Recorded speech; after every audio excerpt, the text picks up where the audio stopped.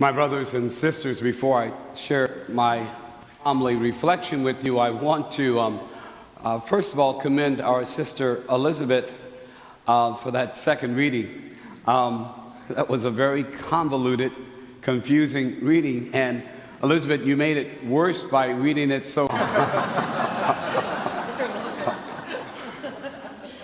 But as I shared with the group that as we met on Tuesday night, there's that one phrase in that very convoluted passage from Luke. But the gift is not like the transgression, but the gift, the transgression. I'm going to touch on that at the end of my homily. But let us begin with the first reading from the book of Genesis. It's so appropriate that this reading is a reading that helps us to begin this season of Lent. Because Lent is the season that we set aside as Christians to reflect on our lives, reflect on who we are, reflect on what we need from our God. And so it is very appropriate that we start with the story of Adam and Eve, because the story of Adam and Eve is our story. It's not the story of a man and a woman who lived 5,000 or 6,000 years ago. We know it's historically impossible, but rather it's our story. Because what the allegory tells us is that what Adam and Eve did in this story is what you and I do with our lives. God created us to live in relationship with Him. God created us to love Him with all of our minds and all of our souls and all of our hearts. And while we may try to do that some of the time, none of us can do it all of the time.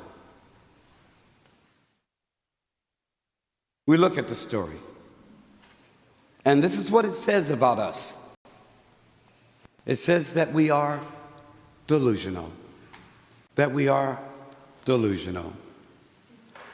have the ability to lie to ourselves, to make ourselves believe that we are who we are not, to make ourselves believe that we can be God. Now, most of us will say, oh no, I would never do that. But think of your lives. Think of your lives. Those of you who are in relationships, think of what you say to yourselves, if you're smart and never out loud. If he would only listen to me. If he'd only do what I tell him to do. Well, sometimes I did say that loud, okay? But my brothers are smarter than that. You think it. You don't say it out loud. If he would only leave me alone. And children say it to their parents. And parents say to their children, I know what's best for you, we know what's best for you, and many times they do. But there's that part of us that doesn't want to listen. There's that part of us that wants to be our own God. Now, superficially we say that's because we sin. That's because we decide to turn away from God and He offers us. But I think it's a little bit more complicated than that. I think that for many of us, it's not a question of not wanting to be in a relationship with God, but rather being afraid of the relationship that God asks of us. It requires that we let go, that we acknowledge that we're not in control, that we are to love Him with all of our mind and all of our heart and all of our soul. All of it.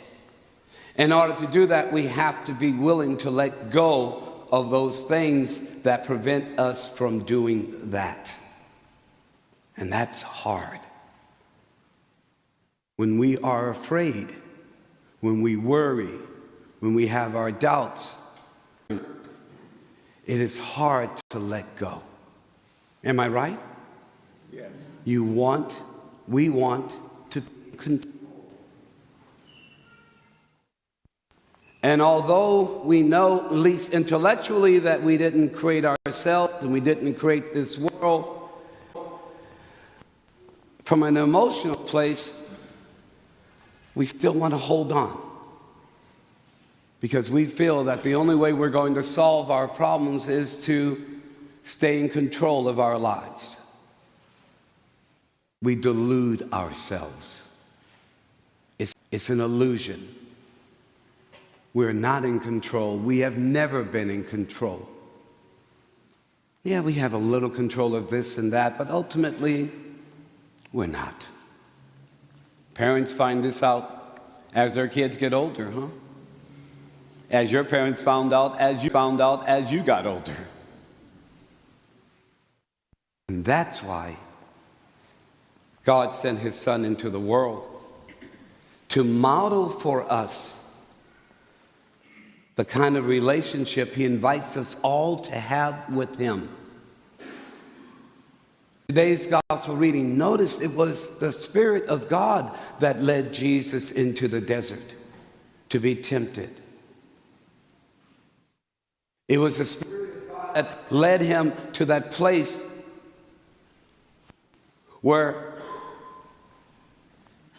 out of hunger and tiredness and fear, he'd be most susceptible to the temptations of the devil. And what was the devil tempting Jesus to do? It was tempting him to be his own God. Turn these stones into bread. Tell God that you want him to protect you as you jump from this parapet of the temple. Worship me and I'll give you everything in the world. In other words, use the power that you think you have and don't allow the power of God to control you. And Jesus, tired, and we're told hungry, he reminded the devil that man on bread alone, but on the word and the power of our God.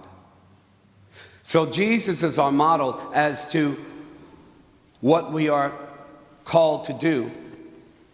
And he is the reason why, even though we can't do it, we can still approach this season of Lent with hope. See, this is my take. There is at the Easter Vigil, at the very beginning of the Easter Vigil, right before we're going to listen to the series of Old Testament readings, there is a very long song that is sang, and it's called the Exultet. And in the Exultet, there is one line that I just find, it touches my heart every time I hear it. And it goes like this, oh happy fault, oh happy fault, oh necessary sin of Adam, which gained for us so, oh happy fault, oh necessary sin of Adam, which gained for us of a Redeemer. And that line to me says that the fact that we sin, the fact that we are weak, the fact that we turn away from our God, that's the reason why God sent his Son into the world. Our sinfulness actually gave for us more than we could ever get on our own. That's ironic. I mean, that goes against what we would think, huh? But that's how our God acts.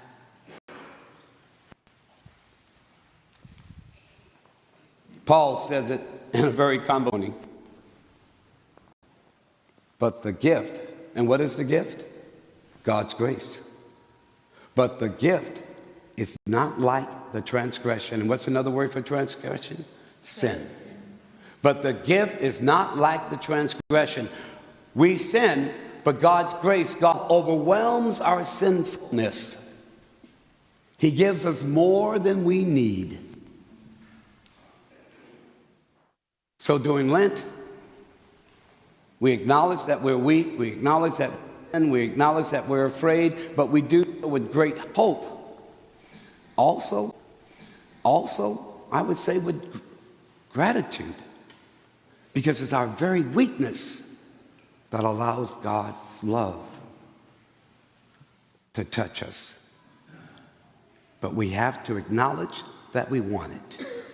The gift is always here. And we have to acknowledge that we want it.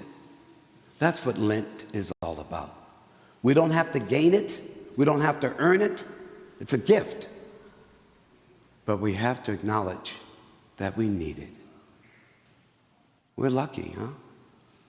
We're lucky that none are perfect. You might think about that one, huh?